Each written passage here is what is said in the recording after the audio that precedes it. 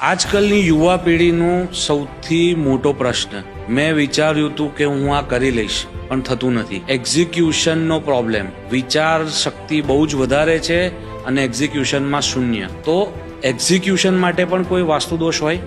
હા, આજે હું તમને કહું. તમારે તમારા ઘરમાં સેન્ટરમાં ઊભું રહેવાનું છે, ત્યાંથી કંપસ ખોલવાનો છે. કંપસ ખોલી અને 89 થી લઈને 102 ડિગ્રી સુધી તમારે ચેક કરવાનું છે. ત્યાં આવે છે E5 નું પદ.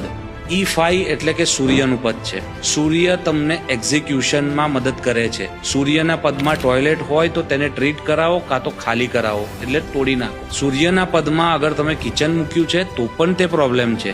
સૂર્યના પદમાં પાણીની ટાંકી આવે છે તો તે પણ એક વાસ્તુદોષ છે. તો આવું કંઈ પણ હોય તો તેને ટ્રીટ કરાવો અને તમારું એક્ઝિક્યુશન સૌથી ફાસ્ટ કરો.